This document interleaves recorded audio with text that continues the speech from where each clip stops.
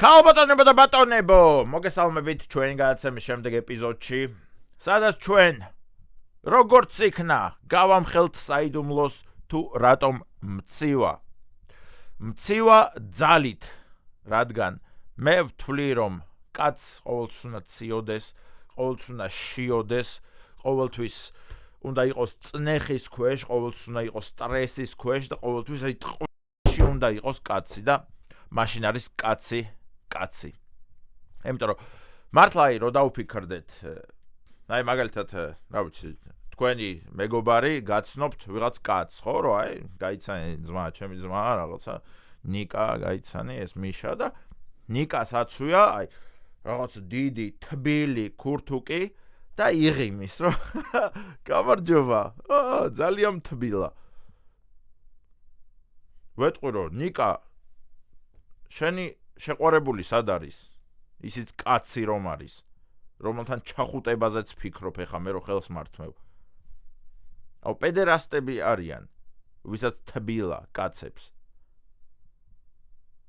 აი სადღაც ხართ მაგალითად, არ ვიცი, რესტორნის კუპეში სხედხართ, სადაც თბილა და ვიღაც კაცმა გააღო რა, ფანჯარა, რომ მოწევა მინდაო რა და განიავდესო და 10 კაცი ხართ. 10-ვე მაყოფილია, ყველა ეწევა საკაიფოდ, ყველა სვამს აგრძელებს და ვიღაცა ერთი იძახის, რომ დაკეტე რა ფანჯარა, ცივა უბერავს.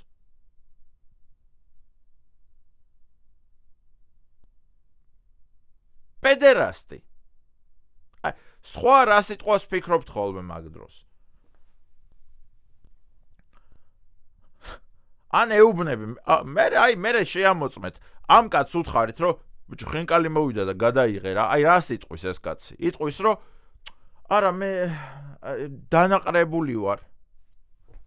დანაყრებულ სიტყვას როგორ ხმარობ კაცი? ან კაცს როგორ არ გშია, ხო? პედერასტი. ასე რომ მეგობრებო, დაუკვირდით ამ ყველაფერს თქვენ ცხოვრებაში. ყველაფერს მე ნუ ამახსნევინებთ ეხა რა, მაგრამ ჩემი პირადი აზრებია, რა თქმა უნდა, რომელიც არ არის დაფუძნებული არანაირ მეცნიერულ კვლევებზე და არანაირ სტატისტიკაზე, მაგრამ ჩემი აზრია, რომ კაცს ყოველთვის უნდა შიოდეს, ყოველთვის წვალებაში და ყოველთვის შიმშილში უნდა იყოს. მოკლედ, კაცური კაცების სადღეგრძელო მინდა დავლიო, არა, კაცური კაცების ვიდეო მინდა ჩავწერო და მე მინდა გაჩვენოთ კაცური კაცების ვიდეო, რომელიც ამერიკაში გავრცელდა 2 დღის წინ. და მინდა ესეც განვიხილოთ. მოკლედ, შეიკრიბნენ სტრიმერები, ვლოგერები, ინფლუენსერები, ან რაც გნებავთ ის დაარქვით, იუთუბერები, ტვიჩერები, კიკერები და ამ შემდეგ.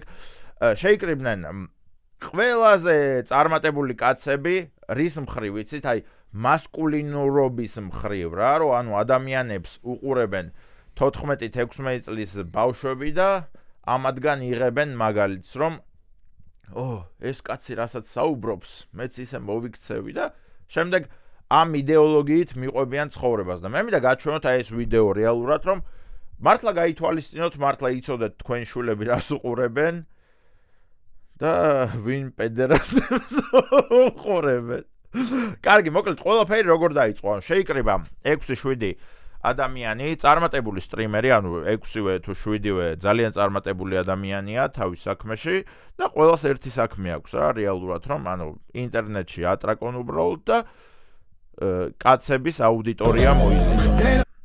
აგერ ჩაკარტოჩკება, რომ ანუ ტოპ მამაკაცები მივდივართო და ევენჯერები ვითვართო რა. ევენჯერები არ ვიცი, მაგრამ აი რაღაცა გეი X-მენები ან ნახევარ ქათამები ან რაღაცა ეგეთები არიან ნახდათ და აგიხსნით რა თქმა უნდა რატომაც.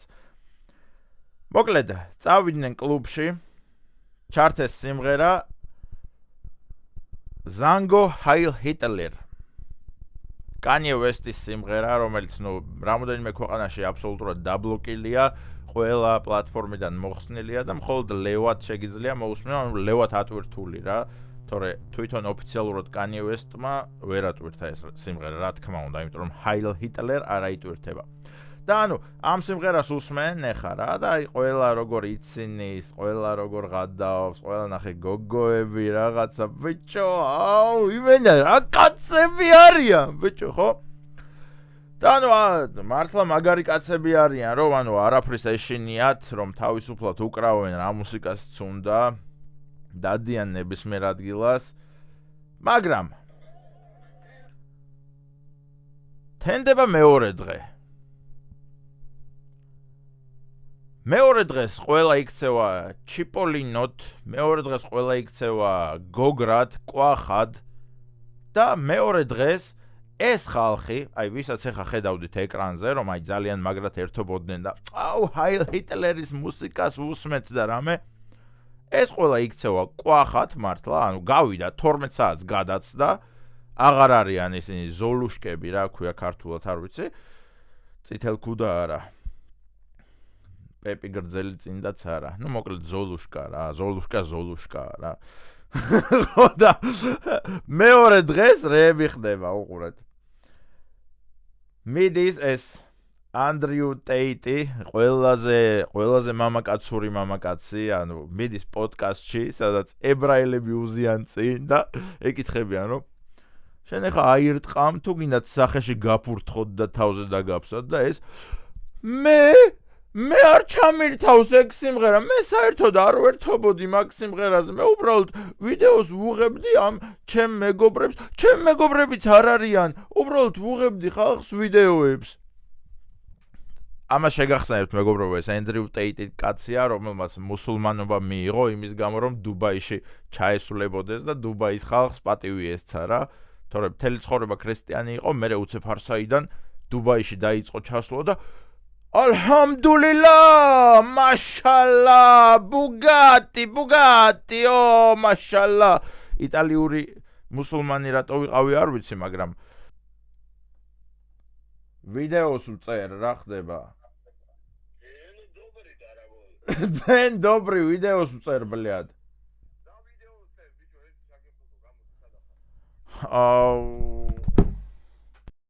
Ოდეშ გიხდით მეგობრებო შეფერხებისთვის ძმაკაცი დამადგა რომ სკამი უნდა გიყიდო, მეთქი მიყიდე. ასე რომ შემდეგი გადაცემიდან გვექნება ახალი სკამი. Hava nagila nevis mecha hava neranena hava. დიდი მადლობა ჩვენ ებრაელ ძმებს. ასე რომ ვინც ეს ხალხი წავა ებრაელების წინააღმდეგ, ყველა დაისჯებით. არა, სად ვიყავით? ხო, მოკლედ, ანუ ვინ არიან ეს ხალხი, რას აკეთებენ ზოგადად ცხოვრებაში და რატომ არიან პოპულარულები, რატომ უსმენ ახალგაზრდა ბიჭები განვიხილოთ. ანუ პირველი Andrew Tate ყავს ადამიანი, რომელიც მუსულმანად გადაკეთდა იმის გამო, რომ დუბაიში შეძლებოდა შესვლა და დუბაის შეიხებთან საუბარი და უფრო ახლოს ყოფილიყო და მაგის გამო რელიგია შეიცვალა.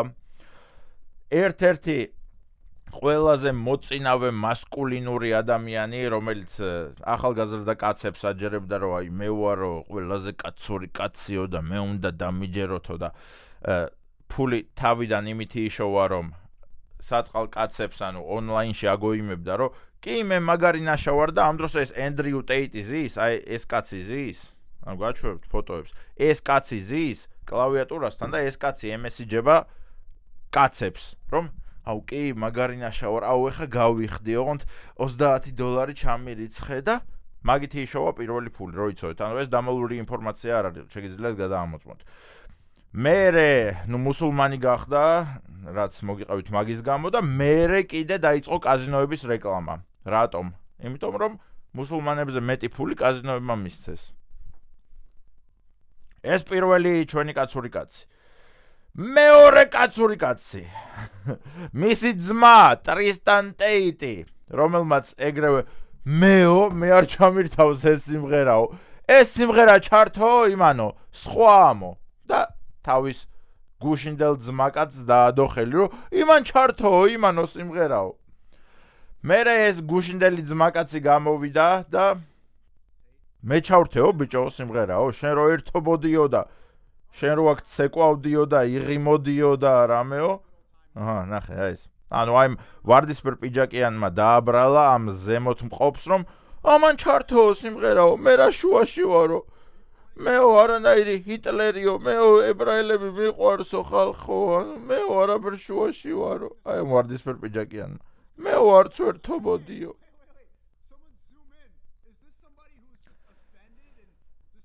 და ნუ მოკლედ ყველამ ერთმანეთს დაუწყო დაბრალება, ყველამ ერთმანეთს გადააბრალა, რომ ჩვენო ყველაო ებრაელების მეგობრები ვართო, ჩვენ არ ჩაგვირთავს ეს მუსიკაო.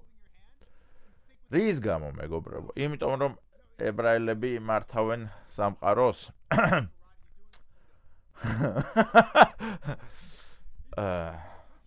დიახ და უნდა მართავდნენ კიდეც. და მე ვემხრობი ამ ყველაფერს.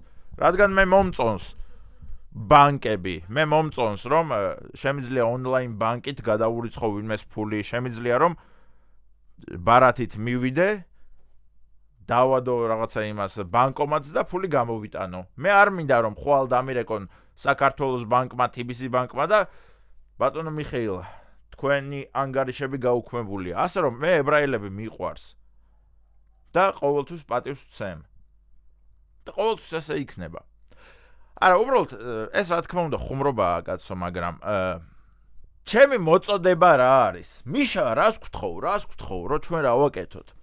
მეგობრებო, თუ ვინმეს ებრაელები გეზიზღებათ, კი ბატონო, შეგიძლიათ აკრიტიკოთ, თუ ვინმეს ვიღაცა რუსები გეზიზღებათ, კი ბატონო, შეგიძლიათ აგინოთ, აკრიტიკოთ, ვიღაცას ამერიკელები გეზიზღებათ, აგინეთ, აკრიტიკეთ, მაგრამ ხო უნდა დაფიქრდეთ იმაზე, ხართ გაქვთ თუ არა იმის ტრაკი, რომ შემდეგ პასუხისმგებლობა აიღოთ ამ გატრაკებაზე და რაც მოყვება იმ შედეგს წინ გადაუდგეთ, რომ აი всё, ესე ვარ და არ ვიმივიღებ არაფერს რა.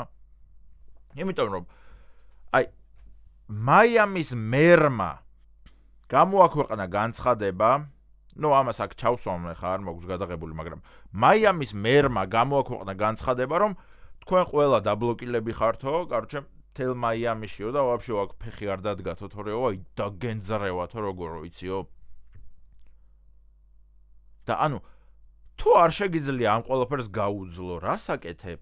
რა ახალგაზრდა ბიჭებს მოუწოდებ, რომ აი კაცები ჩვენნაირები უნდა იყოთ, ბიჭო, ჩვენ ვართ მგლები და რა აუ ბიჭო.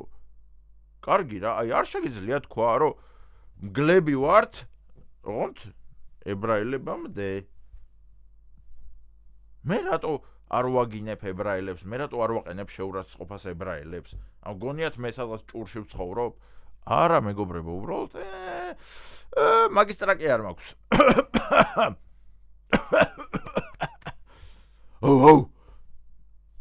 ხო.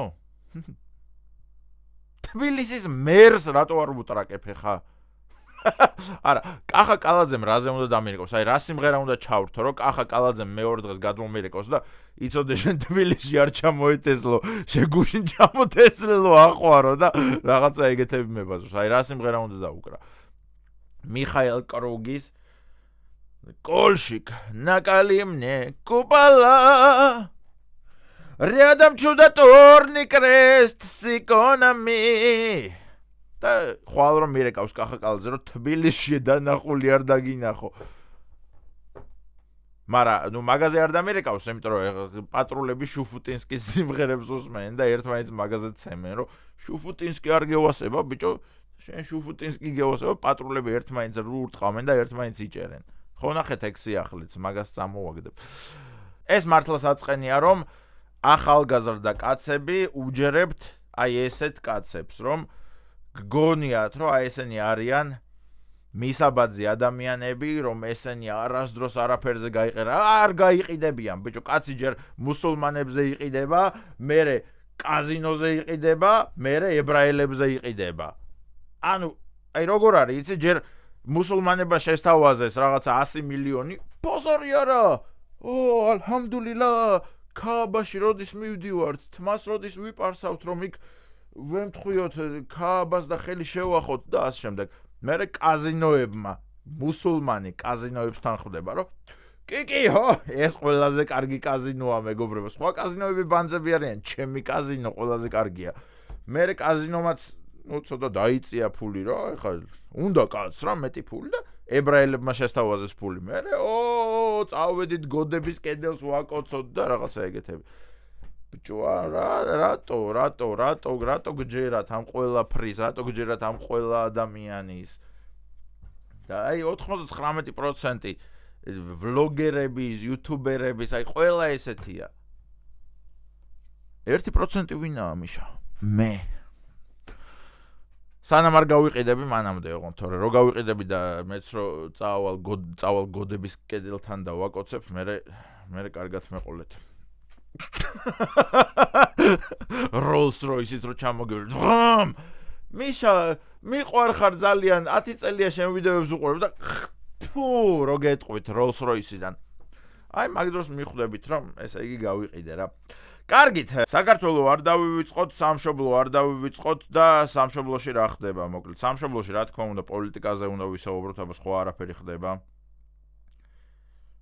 მოდი, ამ ვიდეოსაც გაჩვენებთ რა, აი ძალიან გთხოვთ ამ ვიდეოსაც გაჩვენებთ, თუ ვინმე ეჭვი გეპარებათ, ებრაელები რამდენად მაგრები არიან.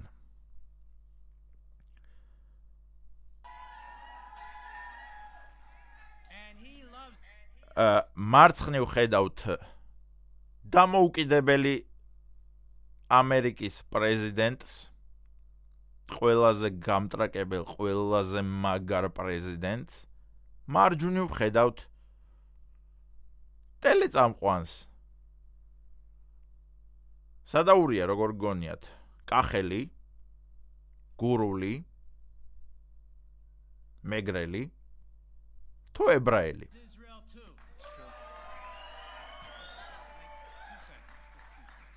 ეს არის ჩვენი პირველი ებრაელი პრეზიდენტი.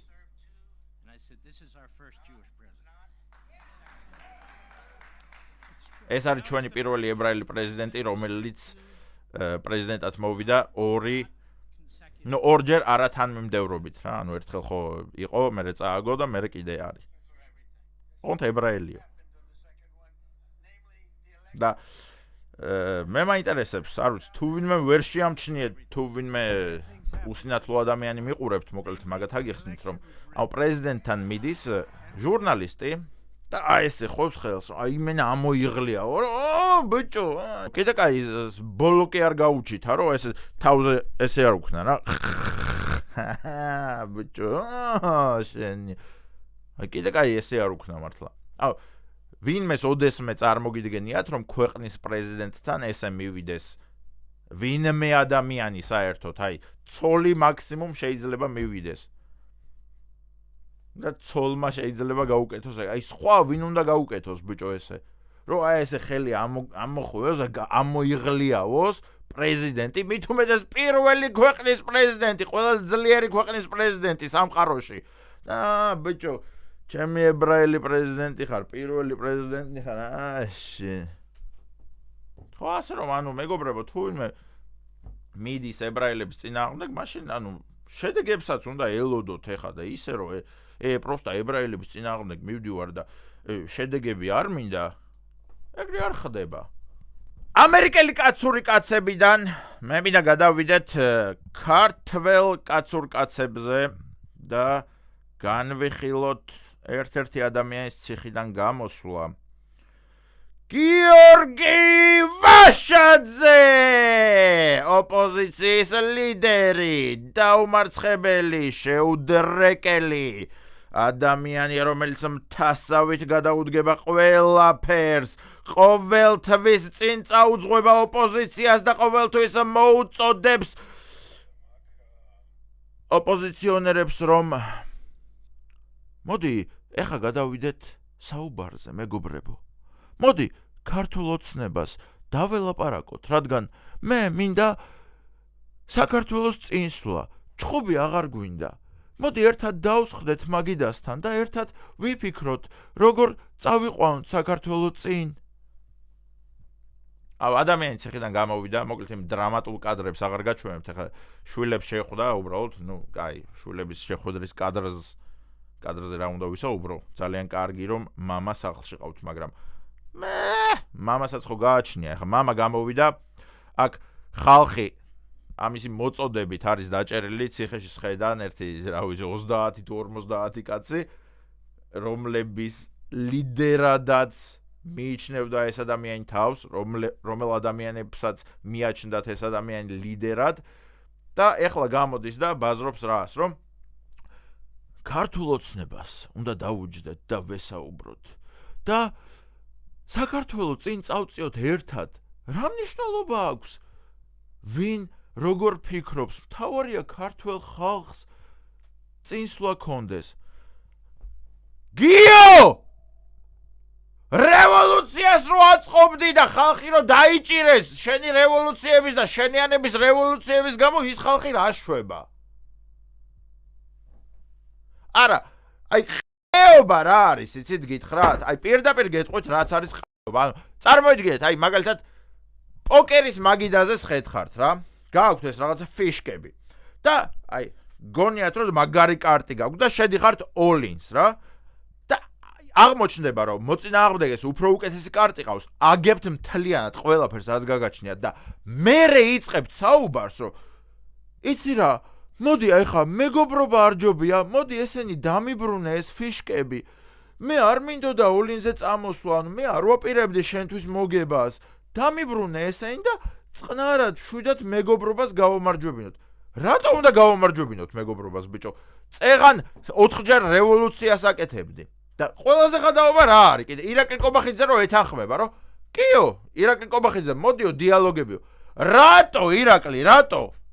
რატო? ანუ ტიპებმა ღობეები გინგრიეს, პარლამენტს დაუშინეს ყველაფერი, პატრულებს ყვერები წააცალეს იმითი სალუტები და ეხა დიალოგები. რატო თანხმდები? მართლა არ მესმის, რატო თანხმდება?